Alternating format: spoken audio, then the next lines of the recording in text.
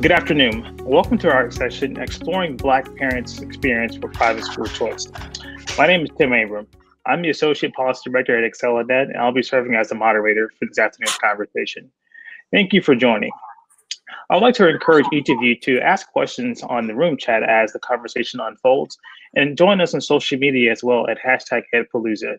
And before we dive into the conversation, I would also like to thank our sponsors for their generous support, because without them, this conversation wouldn't be possible. So before we dive into the meat of the conversation, I want to provide us with a little bit of context, a little bit of a framing, if you will, in order to really dive deeply into this conversation with the three wonderful panelists that we have today. I want to mention Claudia Jones. She was a Black journalist from Trinidad and Tobago, and she actually went on to found the first major Black newspaper in Britain. But she's well known for an essay that she wrote in 1949. And the essay is titled "An End to the Neglect of the Problems of the Negro Woman." I'd like to uplift one excerpt from her essay to kind of frame this conversation. I'm going to read it to you in its totality. It reads, "Historically, the Negro woman has been the guardian, the protector of the Negro family.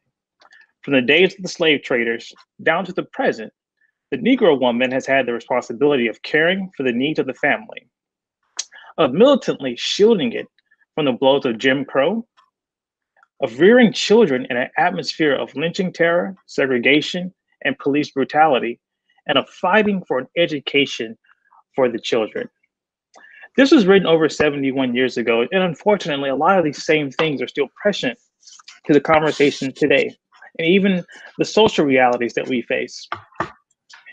Each of our panelists today are still fighting for their kids in their own unique ways.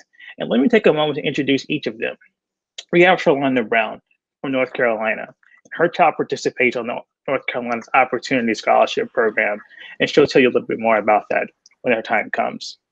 We also have Veronica Ragland, a mother from Arizona, and her child participates on the Arizona Empowerment Scholarship Accounts Program, and she'll tell you about that as well. And finally, we have Andrea Portis from Alabama, and her child participates in Alabama's tax credit program. And so I want to really kick off this conversation with each of the parents by asking you a very broad question, because the word Black parents is actually in the title of this, and so it's very important to center on that Blackness. And so I want to ask a question that I want each of you to take turns to kind of wrestle with. So it's well noted and documented that in this country, Black children don't necessarily always have access to the schools that they need or ones that they even want. So I would like each of you to answer, to what extent has your race informed your educational experience and that of your child's? And because we're at a conference where a lot of policymakers and policy wonks are going to be listening into this conversation, what would you like for them to know about how race informed your experience in education and also advocating for your child's education? And Charlonda, we'll kick it off to you first. Okay, first I want to say thank you for having me, and hello to the other ladies. So for starters, in North Carolina, in the county where I live in, the schools are drawn into zones. And unfortunately, the zones are by race, right? So all of the inner city schools are predominantly Black, and all of the rural schools or the county schools are predominantly white. What does that mean in terms of funding? Well, the schools in the inner city didn't have books, usually had teacher vacancies. They were just simply without resources. I initially tried to move him to a school in the county, and I did an out-of-district request, and that worked for 1 year. Then they wanted to revoke the out-of-district request, and then they removed that option for you to move your child to a school if you wanted to follow the funding. So it ultimately left me with two options: homeschool my child or send him to a school where he may not have a teacher. He may have a substitute for the entire year. He may have an individual who is driving the school bus and working in the cafeteria that's going to be teaching him English. And there's nothing wrong with those jobs, but you couldn't put me in the class and ask me to teach algebra. I can't do that. And so it was either homeschool him or put him back in a school where the schools were failing. They were chronically failing. Some of them were unsafe. because they had police officers in the building. There was a heavy police presence on the campus, and some of the students were already in ankle bracelets. That's not an option. If I'm a single parent and I have to work, I can't homeschool him because he can't follow me around at work. So it really left me without an option. Then the school board told me, well, you can relocate, move to the county. Okay, that's great. But if I move to the county to pay $2,000 a month for a 2-bedroom apartment, who's going to pay that rent? You understand what I'm saying? So it was the devil in a deep blue sea. So it was stay in the neighborhood that you could afford to be in, which is predominantly Black, and go to the school that you're assigned to, which is also predominantly Black, or go into debt and find a private school for him to go to. Unfortunately, it's a terrible confluence of, you have this issue of race and also the economics behind it as well, and also trying to do this as the only parent and breadwinner in the household. So I want to pivot to Veronica. I know the racial dynamics in Arizona may be different than those of North Carolina. So how was your experience as a Black parent? How did race kind of factor into your kids' experience and maybe your own educational journey as well? Right. So thank you, Tim. And again, very nice to be on the same panel with these two women who we've been visiting already. So race, I have a very interesting story. I'm the 3rd generation college graduate in my family, but certainly that did not come without a cost. If anybody on the phone has heard about Farmville, Virginia, my family is from Farmville, which is where in Prince William County, and in the 50s, they decided to close the schools, the Black schools, as opposed to integrate, making it difficult for, the Black students who were, getting a high school education at the time to graduate. Fortunately for me, my grandmother had been graduated with her master's in the 40s and became a teacher in the Black schools. And so my grandparents had the means to send my mother away. She had to go to Pennsylvania and then to North Carolina in order to finish her high school education. So I come from a line of, family members who have fought tooth and nail for a good education. And I had to pick up that reign and that baton for my 2 girls now, who I'm responsible for taking that same advocacy role to ensure that they get a good education. So I would say that background most informed, where I am and the way that I fight for my children's education today. No, thank you for sharing that story, Veronica. Oftentimes, it's interesting to kind of see that you come from a multi-generational Black family who's actually had a college experience, which is a novelty, due to a number of different historical circumstances that led to it. But it's encouraging to kind of hear that at least you had that educational background going into the fight for your own children moving forward. So, Andrea, I want to turn to you. I'm a native Mississippian, and so I know that the racial dynamics in Mississippi oftentimes mirror those of Alabama as well. So how was race kind of a factor in your kids' experience and your fight for your kids' educational opportunities as well? Well, education was instilled in me. My mother went to a HBCU. She was an LD teacher. And so in my community, everyone that knew her knew that she wanted to teach Black kids to read. She knew how important education was. So she instilled that in me. She instilled that in my sister. So when I got my family and I wanted them to have the same educational resources as I had, my mother put me in private school. She put me in a private Catholic school because we grew up Catholic. Well, when I got ready to have my children, I was going to put them in public school in my district. Well, I didn't know the politics of public school and how early I needed to start. I just figured I would go in August and register my kids. It didn't work like that. So there was no room for them in my district. So I sent them to private school. They were only supposed to go for 1 year and then go to public school. It didn't work like that. It was a small school setting, so we decided to keep them there. Well, then we had a situation where the school was going to close. So I pulled my girls out of private school, put them in public school. It just didn't work for them. It wasn't a right fit for them. What I noticed was that the teachers were more nicer to the kids that looked like them, that they had been working with from year after year. They knew their families. They didn't know mine. So I wanted to put them in an area, well, in a school where they would see other kids that look like them, where they would have teachers that look like them, where they would have teachers that cared about them also. So, and when they were in public school, there was a bigger classroom setting. Now, I have 3 girls, 2 are benefiting from the scholarship program. My oldest would not have survived in public school because she's timid, she's quiet. My middle girl, she may have survived, but I couldn't have them separated. So I put them back in private school where they're in a smaller classroom setting. I don't have to worry about bullying as much. And if they have problems in class, I'm not concerned about the teacher has to stop and work with them, because it's okay, because in one class, there are only 6 kids in there. My 7th grader, there are 9 kids in there. Now, my high schooler, she's a junior. She's at home right now because of the pandemic, but she's sitting in the classroom. And if she has a question, she's able to raise her hand because it's a live session. And this is the avenue that I'm taking with mine. And I'm not saying that public school is bad. It wasn't a choice for me. I tried it and it just didn't work for me. And race does play a factor here in Mobile County, because here in Mobile County, it depends on your zip code whether or not you get a good education. And in the inner school systems, that's what I noticed, just like Charlonda. There's more violence, there's more police presence. And if you have that in the classroom all the time, you have to go through monitors and everything. You can't learn like that in that type of setting.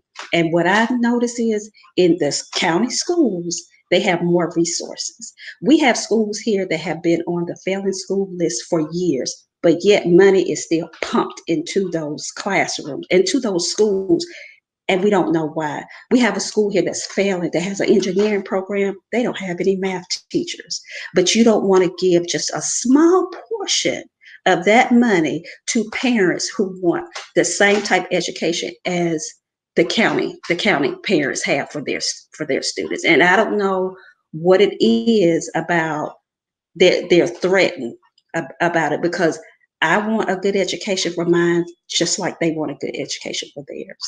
And I fight for them every day. No, absolutely. And I want to thank you for mentioning that. It was the scholarship. And one thing that I meant to mention on the offset of the program, when we talk about private school choice, there are different mechanisms that states achieve this.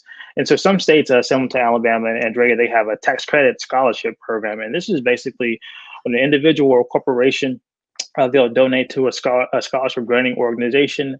They'll apply for a tax credit from the state government, and sometimes that, in Alabama's case, I think it's a 1-to-1 match, up to a certain percentage of that. And then the scholarship granting organization then kind of gives the scholarship to the parent, in which they make the best option for their kids. And Charlonda's case, I want to come to you next, because at this point of the conversation, I want to dive into your entire arc of your narrative, right? So what did you initially kind of recognize in your kid that you saw that wasn't working out for them, and kind of walk us through your journey? I know in North Carolina, it's an opportunity scholarship program, which is a form of a voucher.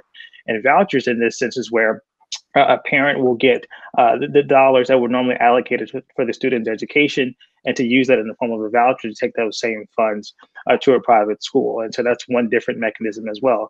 And then once we get to Veronica's story, they have the ESA program in Arizona, and we'll unpack that at that time. So, but Charlonda, I want to come back to you. Just walk us through your entire narrative, please, just because it's important for people to kind of just see that it's an initial recognition. There is a problem, and there's also efforts and things that have to take place in order for you to resolve that on the behalf of your kids. So Charlonda, we'll turn it over to you. Okay, thank you. So when Amari went to kindergarten, he went to kindergarten at the same school that he went to Mord 4 in. And the Mord 4 class he went to was absolutely amazing. The teachers were phenomenal. So I felt comfortable sending him to this school because I thought that the Mord 4 program was representative of what the rest of the school would be. I couldn't have been more wrong. So he got to the kindergarten class, and because we'd worked at home, because he'd gone to Mord 4, there was a lot of basic stuff he already knew. He was ready to hit the ground running. He went into the classroom on a Monday. There were 31 kids in the classroom. By Wednesday, a note comes home and says, we're going to break up this kindergarten class. He'll have a new teacher on Friday. Didn't say who the new teacher was going to be. That Friday morning when you go to drop them off, they say, well, the new teacher was a teacher assistant last week in the 3rd grade classroom. She's just completed her education. She's going to be a kindergarten teacher today. I had some pause, some reservation, like, okay, that's kind of a leap, but all right. So he goes into the kindergarten class and it is chaos from the onset. They're all over the place. Kids are under the table. It's just chaos. I give it a couple of days, hoping that she's going to be able to get her footing and get the classroom in order. Doesn't happen. I ask her for a conference because I'm one of those parents that I want to be involved. I work with children and adults who have different abilities. So I'm used to helping and recognizing when there's an issue. I'm very solution focused. So I saw that the issue was management. Let's see, how can I help you? That was the wrong move. Her immediate response to me was, I don't think he belongs in this classroom. He needs to be tested for EC. I thought, wait, you've known him 3 days. How? So I go to the principal. I'm talking to the principal. Tell me what's going on. I don't understand how she made the leap to EC. The principal looked at me in all 4 of my eyes and said, well, sometimes when we're attached to our kids, we don't see their challenges. Furious. I withdrew him immediately. And I took him to the private school that was literally 2 miles from my home, right? And I took him in there and I said, I want to enroll him. They said, well, we got to test him. And a perfect score on their entrance exam was a 2. He scored a 2.5 on every area they tested him in. So I didn't know how I was going to afford it, but it was like, we're going to take the lead. He attended that school for the entire year, right?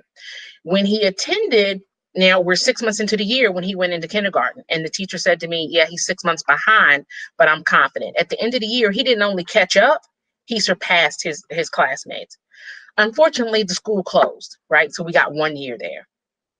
I didn't see fit to send him back because he would have had to go back to that same school that we started kindergarten in. I put him in another private school. This private school was 100% Black, right? So he got an experience that he had never had. He saw other kids that looked like him. He had teachers that looked like him. He had principals that looked like him. It was a phenomenal school, but it was extremely expensive.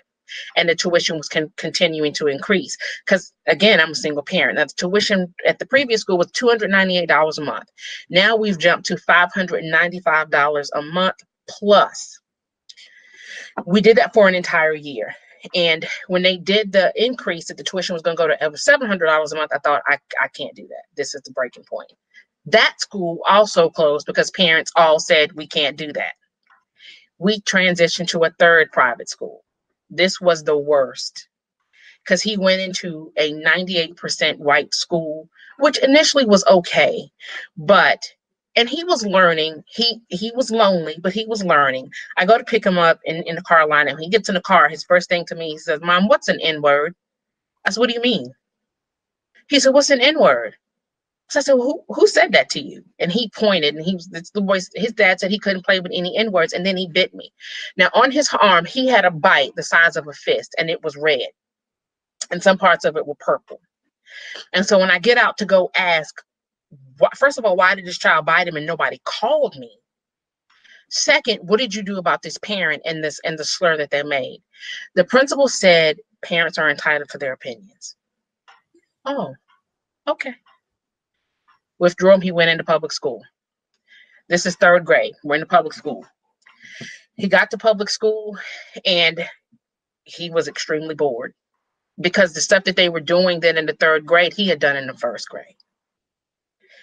The teacher really didn't know what to do with him, and she wasn't open to suggestions. So again, she said, I think he needs to be tested. I think he has ADHD. Again, you don't know him. Now, my background is social work. I'm a social worker. I know what ADHD is. I know it in my sleep.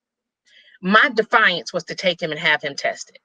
And not only have him tested, but to have his IQ tested as well.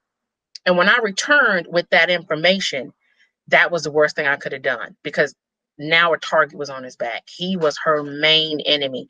She was her go-to. She would send me letters saying he wasn't completing his work. He wasn't doing his reading. He wasn't doing this. It was just one thing right after the other. And I said, Amori, we just got to get through. We got to get to the 4th grade. He gets to the 4th grade, the first week in 4th grade, everything that she said he hadn't done, all the certificates he had earned in the 3rd grade for being a star reader, for being in accelerated math, for being perfect attendance, for every certificate his 4th grade teacher handed to him because his 3rd grade teacher refused to. So we were fine 4th grade. We ran into a phenomenal teacher. She had a phenomenal teacher team. He did great. We get to middle school and we start to nosedive, right? When we get to middle school, the teacher is calling me because the teacher literally said to me, you need to come and get him because his t-shirt is 5 centimeters below the 2nd stitch on his pants. Like, and I was 30 minutes away and I said, you really think I'm bringing you a shirt for that? Why are you in his crotch to know that it's 5? That's ridiculous. It was one foolish thing right after the other. But more importantly, I was seeing my happy-go-lucky, my intelligent, artsy, craftsy sports kid become a shell. He was complaining of headaches. He didn't want to talk. He was in his room all the time. We weren't laughing and joking. Like this was a different person. And I kept taking him to the doctor because he kept complaining about these headaches. And the doctor finally said, you need to talk. There's something going on. And he still, kind of held it. But when he broke, I was devastated because I didn't know that he was being bullied by a teacher and by another student. I didn't know that he was being bullied. The teacher was telling him that he didn't fit in with his peers because he didn't talk Black. I'm sorry, what does that mean? And he didn't know he was trying to fit in. And she said, well, your clothes fit too well. They're not baggy enough. You don't know any slang. You need to stop trying to act white. And he was like, I'm me. I'm just being me. And so since he didn't fit in and the teacher's bullying him, now there's a student that's also bullying him too, right? He's a very passive kid. He's laid back. He would not fight for himself. He wouldn't say anything. So I started showing up to the school and I showed up and I was looking in the window and when I tell you kids were everywhere and the teacher was literally sitting at her desk flipping through a People magazine while chaos was ensuing. And when I walked in the classroom, I was wrong for this, but I walked in, I said, everybody sit down and shut up. If you don't have something to do, you need to get something to do because I'm going to talk to your teacher and you're going to be quiet while I talk to her. And everybody did exactly as I asked him to, thankfully. And the teacher stepped out and was like, oh my God, thank you. I said, no, ma'am, explain this to me. He's here to learn. Explain this to me. Why are you looking at a magazine? If you need help with classroom management, this is an issue for your principal. Got worse. So the same kid, the teachers, and he, at the end, the teachers were telling him, you need to calm him down. You need to bring him down. You need to teach him that this is how it goes here. He would push his book bag down. He would push him down. He would try to trip him. When he'd walk across the street, they would follow him. They would make threats. It was always something. And he finally fought back. He finally said, I'm tired of being picked on, and he fought back. Or they thought they were going to expel him because he defended himself. And thankfully, in his book bag was the recorder that I had been sending, so I knew what was being said to him. And when I played it all back, and a friend of mine who worked at the fire department that's directly across the street from the school said, I saw everything, and the principal was standing there watching. I got in my car and I said, Lord, I can't send him back. I can't keep doing this to him. It's killing him. He's not. How do I get above this? And I was doing a search just for private schools, and the opportunities came up like a tag. And the application was very short. It was like 5 minutes, like maybe 8 questions. So I applied for it, filled out the survey is what I thought it was, and sent it in. And I got a call. I don't know how long. It was some time because I'd really forgotten about it. From a lady named Quan Graham. And Quan said, hey, I wanted to call you to tell your son has been awarded an opportunity scholarship. I was like, yeah, right. And I hung up on her. You know what I mean? Because I hung up on her. She called me. Too good to be true. Right. She called me back. She said, don't hang up. This is for real. And I said, I got to pull over. I lost it because it was the answer to a prayer. Because I was single. I worked 30 minutes away from home. It was enough. It was hard enough because now he has a brother to afford the tuition when it was almost $600 for one kid There was no way, like, you're a high schooler, how am I going to do this? So when he was awarded the scholarship, it was $4,200, and there were still some that I had to pay, but that was okay. When he went to the school, I chose the school I chose simply because it was the only option. There were 2 private schools in my county. One, the tuition was over $15,000, and one, the tuition was $5,000. It was an easy choice. When he went in and when he took his tour, the day I picked him up from his tour, I could see the light. I could see his eyes begin to dance again. He was excited about being there. Within the first month, I saw the child that I knew. He was in any class that if he wasn't on the 8th grade level and he was on the 10th grade level for English, that's the English class he went to. He could do art and nobody cared. He could play sports and nobody cared. He could like anime and nobody cared. He felt free to be himself. And that's such a wonderful story to kind of see that you've recognized that there were multiple steps in which your son faced issues at one school, at another, and another, and you were able to find this solution from what you've described it on a whim, just Googling around and finding it on the internet. And so it's wonderful to kind of see the impact of the opportunity and scholarship had for you and your son's journey. So I want to pivot a little bit to Veronica, because I know in Arizona it's an ESA, Empowerment Scholarship Account, which is a little bit different than the tax credit scholarship program that Andrea benefited from, and even the voucher system that Charlonda benefited from in North Carolina. An ESA basically is the students allotted state funds into an account that's administered by the state and the parent concurrently. And they're able to use it for a number of different services. And so whether that's therapies for children, private school tuition, tutoring, and other aspects as well. And so Veronica, I know that your student had special needs going through the system, and you were able to use this ESA to actually supplement her educational experience. So tell us about, your child's unique experience and how the ESA was able to meet that special need. Absolutely, thank you. And what an amazing story from Charlonda as well. So I have a 15-year-old daughter whose diagnosis is Down syndrome, and her superpower is the power to blow minds. What we saw in our first, she's now in 9th grade. She's 15 and she's in now 9th grade. But in our first 6 years, she went to 4 different schools in 6 years. Similar to the other parent's story, I'm one of those parents who just simply is trying to find the right fit for my school, for both of my daughters. An environment that will nurture them, that will support them, that will encourage them, that will meet them where they are, and certainly challenge them to new heights. So after daycare, after kindergarten, we did private daycare, private, Christian environments for kindergarten, as well as a Montessori school. It was, we had to establish ourselves in public school. At the time, before you're able to avail yourself of the Empowerment Scholarship opportunity, you had to be in public school for at least 100 days and have a disability at that time. Since the Empowerment Scholarship Program has evolved and now siblings are allowed and there isn't that 100-day standard, and there's a few other kindergarten you can start. So our first year, we went to public school, which was 1st grade. And most of you can probably think back to your 1st grade. I remember my teacher, Mrs. Applebaum. It was the most amazing year of my life. So she was on the path of having the worst year of her life. We went to our neighborhood school, which we were assigned to, because in the state of Arizona, which touts multiple school choice options, including getting a variance to go to other public school districts, my daughter was not accepted into other school districts because of her disability. My older daughter, any district we applied to as a gen ed student, was accepted everywhere, but my younger daughter wasn't accepted anywhere. Needless to say, I filed several claims against several school districts and even appealed to the Department of Education without success. So we ended up at our neighborhood school, which I knew wasn't a good fit. The classroom size was about 32.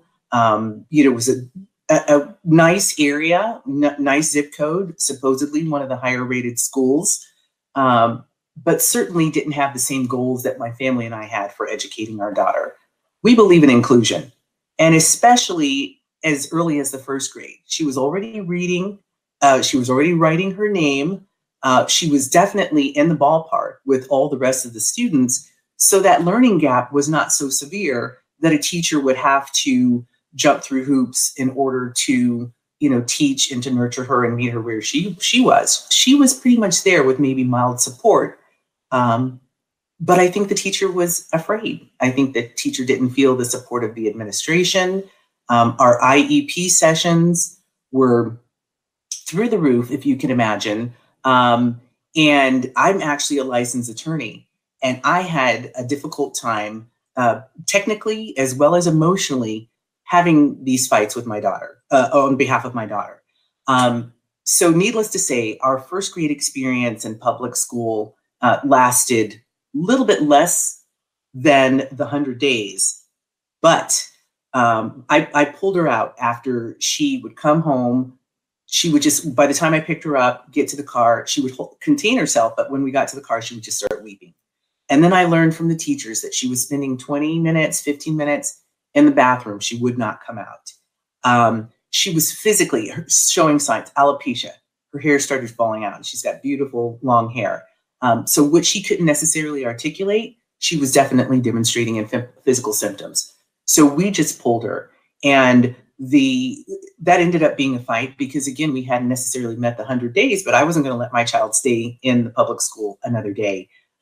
So on a technicality, because the school had actually considered us that we called in or absent for the 5 days that made up the rest of the semester, we were able to meet that 100-day threshold. I appealed that. We were able to meet that 100-day threshold and, transfer over to a private school. As fate would have it, we found a unicorn. It was a private Christian school who was willing, after some convincing, to take her. And at the time, they were able. But as some of the other moms are talking about, year over year, just because you can have a solid year 1 year, doesn't mean if the administration changes, if the priorities change, if the school doesn't have the support they need, that the school is going to last. And so, my dream of having, the child go to, 4 years or 6 years of elementary, that was just absolutely quashed. So we did find it at the school, and I think it's worthy to note that this private Christian environment that we found 3 years prior had denied us admission for daycare. But there was a new pastor who came in who reached out to our family and, let us know that they, with some accommodations, would be willing to work with us. And fortunately, they did. So we stayed at that school, and I always made a promise to my daughter, to my husband, to my family, that we would never stay somewhere where my daughter would become a burden. The minute that I felt like she was a burden on the administration would be the time that we left, because I did not want her to feel that. So by the 4th grade, we end up leaving the school because their willingness had depleted, and certainly their ability also to teach her was also going downhill, which meant a return to private school in the 5th grade. So we enrolled at the nearest public school, because once again, even though we have school choice, because I was not accepted on a variance to other school districts where I knew she was a better fit, I did not find a charter school that I thought was both willing and able to teach her. We returned to public school. Immediately, their stance was to put her in self-contained. Immediately.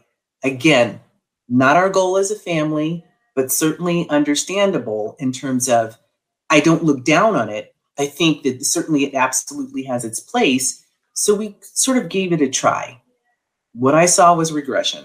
The work that came home, the work that she was doing was nowhere near the work that she had been doing in the private school that could really no longer accommodate her. So I went, of course, to the school to fight once again for, opportunities, whether it was choir, anything else. And she ended up becoming the first student with disabilities to participate in the choir. Now, mind you, my daughter had been dancing on stages since she was 4 years old, performing. But, after a big fight, joined the choir, and with some empty promises from the choir director, because every time I would go and visit, I would see her standing on one side or sitting on one side of the room, and the teacher and the students all the way on the other side of the room. So once again, it was sort of lip service. And this is what I find, in some, and I'm not going to say all public schools. My older daughter, public school was a good fit for her. She did private school for a while, public school. But for my younger daughter, it was not a fit for her. But what I have found is that public schools are responsible for implementing the Individuals with Disabilities Education Act. They receive the funding. They are the umbrella to any charter school or any private school here in Arizona receiving funding, which means that there are no funds that filter through to the private schools and the charter schools and the alternative schools who are willing and able to work with daughters or with children like my daughter. So I shared, Ms. Brown's comments to have seen some schools that have been ideal for my child close, or at least the opportunities in their ability to serve her close off. In some cases for funding, and in some case because the school decides to take on a new priority on a whim. So I'd like to kick it back, but essentially that's our story as it relates to my daughter's education. And I know that we'll get into a little bit more about where she is now and how she is doing now. But I'm happy to report out that we left that public school in 5th grade. From 6th grade until now, we have been at the same private school that has, they have a commitment and they have a program with coaches to serve their students that have different learning needs. It hasn't been all roses, and I have continued to fight on behalf of the school in particular to try to get more funding for that particular program, as well as to try to replicate that program in other private schools. But I definitely want to leave more time for Ms. Portis to be able to tell her story as well. No, thank you, Veronica. And one aspect of your story that's particularly interesting, I would imagine it would be interesting for policymakers who may be listening to the conversation, was the requirement that you had to actually attend school for X amount of days prior to actually becoming eligible for the program. Because oftentimes, as you know, as a parent, that time is very valuable, and you don't have time to kind of sit back and wait for your kid to become eligible for a program. You notice something that's going wrong, and you have to find solutions immediately. And so I will want to put that kind of out there in the ether, that that's a consideration that you found as a hindrance. Obviously, you were able to kind of overcome it by technicality, but we shouldn't be trying to bank on technicalities to get kids our best opportunities. And so that's from a policy perspective, that's excellent. So thank you for that. And Timothy, if I may add to that, and forgive me, I don't want to delay the next person, but there's a similar dynamic that happens with the IEPs. It takes, if a school has 15, 30 days in order to take the next action, you better believe they're going to take the full extent of that time frame. And so things that are asked for, resources may take an entire semester or an entire year. And by that time, it's like, oh, well, we're not going to put it in place. We'll see you next year, maybe. So the timing and the time, lines that we have on critical things like scholarships, like the IEP, same thing. My daughter could be graduated before she, gets what I've asked for in 1st grade. All right. Thank you so much. And so in some of the time that we have remaining, Andrea, I would love for you to kind of walk us through the experiences that your child had and how you were able to seek out the tax credit scholarship program. And then after that, we're going to get into some of the questions that we have from the audience, as well as other ones that we've kind of thought about as well. Okay. I started them off in private school. The scholarship wasn't available then. It hadn't been developed. So maybe about the 3rd or 4th year when they were there, that's when the scholarship became available. Right at the time when tuition started to go up, I didn't know exactly what I was going to do, but I knew I had to do something. So I stayed there. I pulled them out because we thought the school was going to close. So they went to public school. Public school wasn't a fit for them. They needed some extra time. They needed individualized learning, and they couldn't get that. One child had 30 kids in her class. The other child had 28 kids in her class. They had no books. Every time I asked about different resources, how I could help my child, I was told to Google. I was told to get on the internet and find things. Nobody could make copies for me because the school had a budget. and they were only allowed X amount of copies. I didn't understand that because I grew up with books and I figured you're the teacher. If I need something, go run a copy. So my thing was, okay, how much does it cost to copy something? You know, here's a quarter. You know, what is it that I need to do? It just wasn't available to me. And I didn't understand about how they didn't have books. So I had to deal with that. They stayed there that entire year because there was nothing then that I could do. Then I heard about the scholarship. So I completed the application for the scholarship here. It was a little lengthy, but I didn't care if it took me 4 days to get it done. I got it done. So then I got an email. You've been awarded the scholarship. So I get them in private school. Classroom size, at the time then, I think one had 12 in her class. One had 15 in her class. And then my youngest, who is not on the scholarship, has 6 in her class. They're all thriving. And even the oldest one, who has now left that particular school, has gone on to high school. Her classroom size is a little bit bigger, but she's still thriving. It's not because the school is bigger than what she came from. And that is the point. That is what I needed for my kids. They needed to be in a smaller classroom setting. And I didn't have to deal with the IEPs. I didn't have to deal with that. But what I needed was they're not catching on as fast. But there was no problem with the teacher stopping. Public school, they couldn't stop. They have to teach the tests. They have to teach those individualized tests. And when those tests come up in the spring, that's what they're concerned about. They're not concerned about so much as the English and trying to get everything down, the math. They're not so much good. They're only concerned about teaching those tests and getting those numbers up. I couldn't have them there doing that. I needed them where they could be able to learn, and if they could learn, they could retain it and then be more productive. That's what I needed. And where we are now, that is what's going on. They have those state tests, but the school doesn't per se focus on those tests. They focus more on the academics, and that's what I needed for them. I needed more academic wise. And this smaller classroom setting for mine, it has worked out perfect. Even for the one that's at home, doing virtual. There are only like a few of them doing virtual, but her classroom settings are much smaller. She's sitting in a live classroom and she's able to communicate with her teachers, and she's able to communicate with her classmates also. So that's how the scholarship has benefited me, and I love it. Now, it has been cut in half, and I had to figure out what I was going to do, because before, the scholarship took care of everything. It took care of tuition. It took care of uniforms. This time, there was no room for books, no room for uniforms.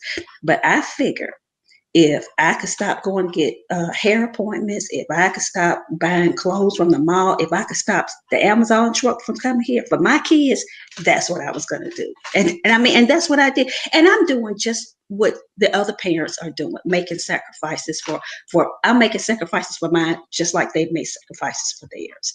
And we all can find little things that we can stop, because things that I was doing, I haven't missed them. And what I have seen is an increase in their knowledge, and they're able to, they're functioning better. And I love it.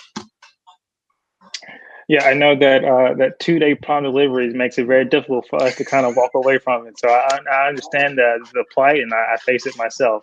I want to thank each of you for sharing your stories. I think it's so very important to marry not just policy reports and data reports, which are important in the policymaking process, but oftentimes they're very removed from the people that they're impacted from. I tend to believe that people are more convinced by the real stories of individuals as opposed to data reports and things of that nature. And so I want to thank each of you for sharing the very personal nature of the story of your child's educational journey, and also the willingness to fight and to sacrifice for your child's education. So I want to turn to a couple of questions that we have. One from the chat. It was actually brought up during Charlonda's comments. So we're going to go to this one first. And so I'm going to read it to you in full. And so basically, so Charlonda, you mentioned that your child had a wonderful experience at the school that was 100% black, all black schools. And so what we often see is people who criticize choice programs say that these programs actually promote segregation. So how do you characterize the right and the need for Black parents to choose choose the schools where their kids go. In light of these claims of segregation, because you have opponents of the program saying, they create segregation, but on the other hand, you say that this all-Black school was actually great for your kids. So how do you wrestle with those arguments in light of what you've seen in your own kids' experience? Honestly, Tim, I don't wrestle with it, because when I take them back to what the public school looks like, the inner city school is 100% Black, and I say majority Black because there might be one or two others. And then the schools in the rural counties are predominantly white. The public school system is already segregated. So when I'm seeking options for him, if this was an option that benefited him, it's my choice to make. He's not forced into that situation. It's my choice to make. He had to leave that school, and he ended up going to a school that was mostly predominantly white. He was the third Black child there. However, the foundation he got, where he got to interact with teachers that look like him, and principals that look like him, and guidance counselors that look like him, and other students that look like him, helped him be able to stand when he was the only one in the room.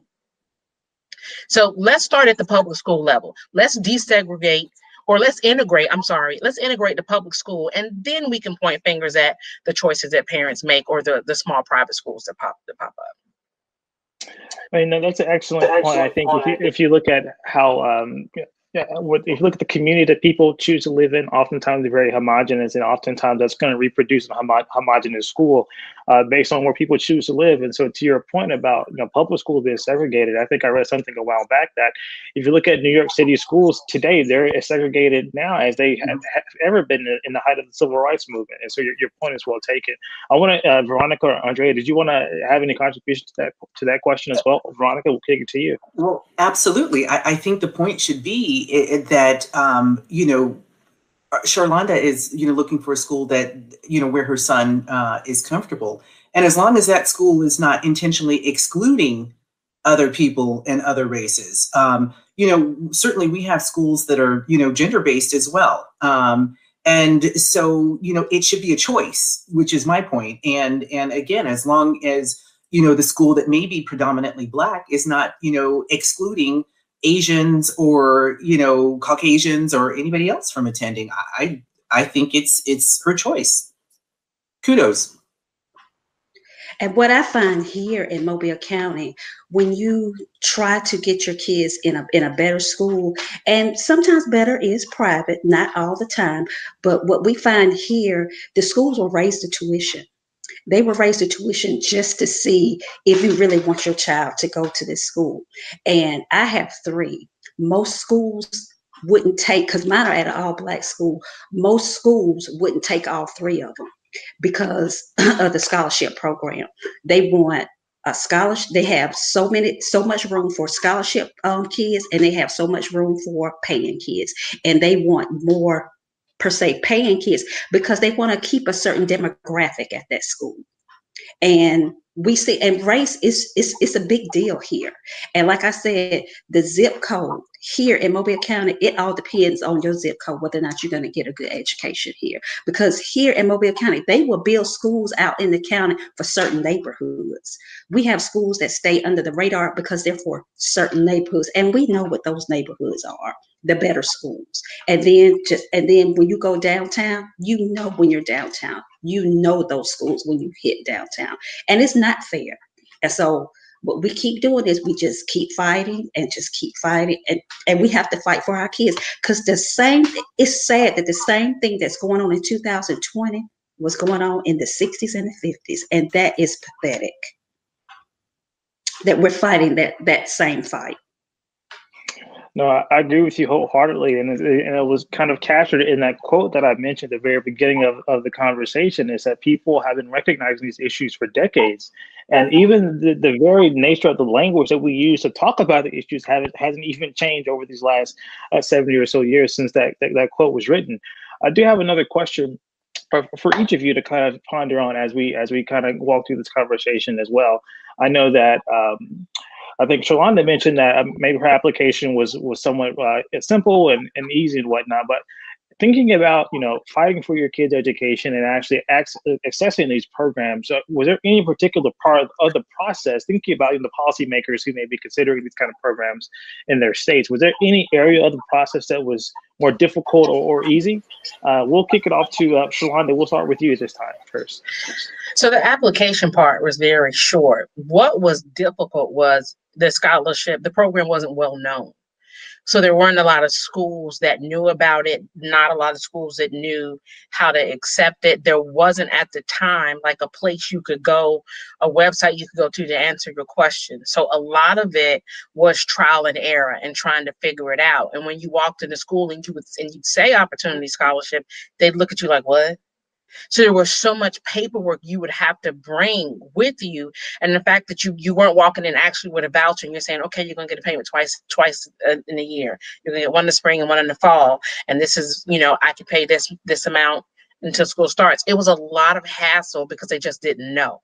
And so thankfully, PEFNC, which is the Parents for Educational Freedom, was in North Carolina. And that was the source, right? You didn't know to go to them, but they knew to come to you.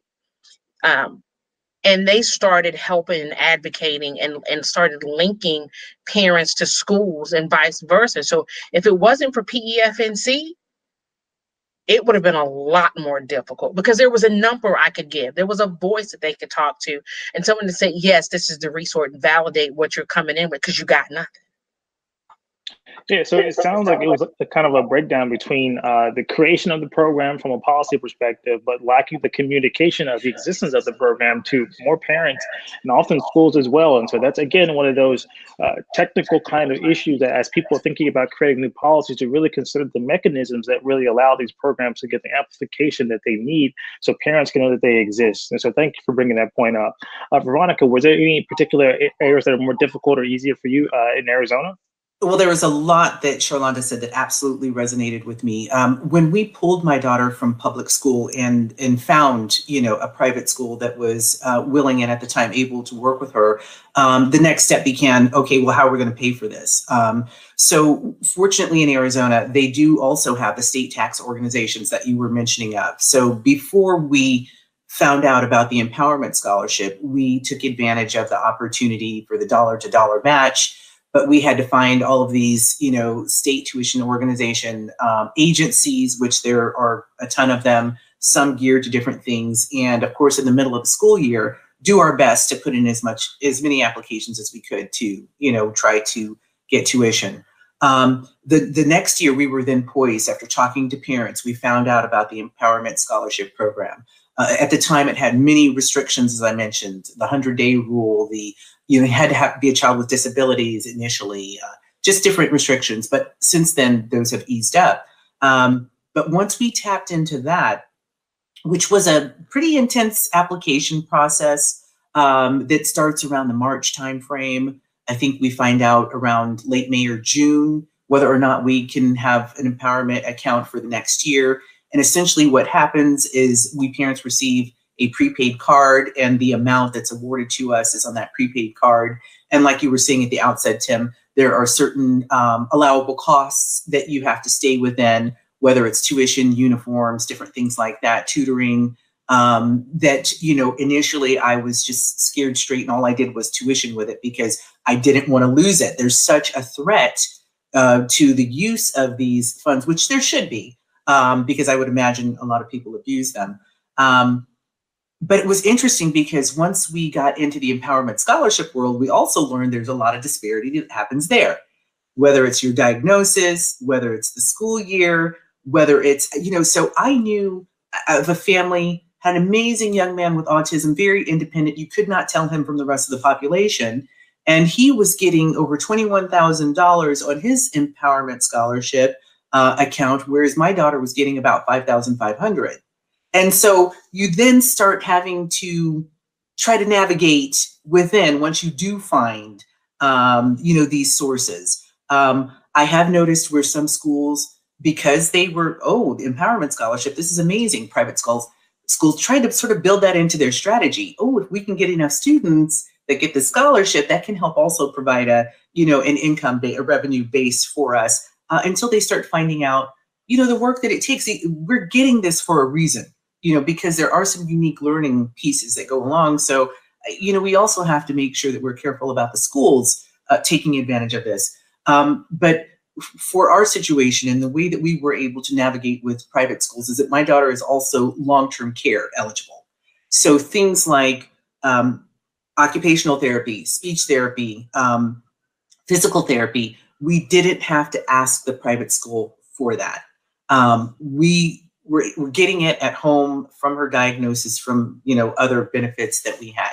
So I would be remiss as a parent with a child with disabilities on this panel if I did not mention, again, going back to the fact that public schools are the keepers, school districts, the keepers for the funds that come for students like mine. And here in Arizona, the private schools and the charter schools are seeing very little filter down, even if they have students like mine, in their schools. No, thank you for sharing your journey in the process, Veronica. It's very illuminating. And so we're coming up on 4 minutes left on the panel. So I want to quickly pivot to Andrea. Let us know about some of the challenges or the issues that you may have found in your process. And I want to circle back with one last question, and then want to close it out for this afternoon. My process was, the scholarship is income-based, and you have to come from a failing school district. Well, I met income-based, but I don't come from a failing school district.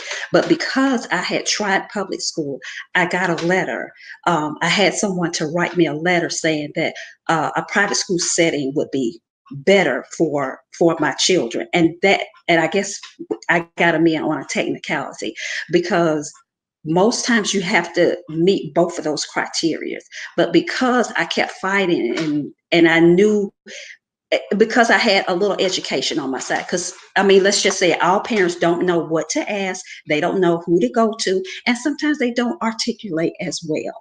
But I knew some people to talk to. I had other friends that lived in other places, and I had to ask them, who do I need to go to? Who do I need to talk to? And they helped me through the process. Had not they helped me through this process, they just would have been suffering, and they would have been lacking. And then I would have felt inadequate as a parent. I would have felt that I just lacked taking care of them. And I'm so glad that I was able to sort of jump through that hurdle, that I didn't come from a school district where it was a failing school district. Okay, thank you so much for sharing that with us, Andrea. And so in our last 2 minutes or so, I want to do a quick whip around to each of you. If you're sitting in front of a legislator and they're asking you, what's the one thing I need to consider when I'm designing this new choice program, whether it's an ESA, tax credit, or voucher, what would you all say? One quick thing. We'll start with you, Veronica. So thank you. If I had one main thing to say, it would probably be that public school is not for everyone. Private school is not for everyone. Charter school is not for everyone. And even for the same student throughout his or her career, they may need to, at different points in their school career, try out a different format. Again, my older daughter went to both private school and public school. My younger daughter went to public school and private school. And have learned from all of those experiences. All of them have not been pleasant. But I think the point is, we need the option.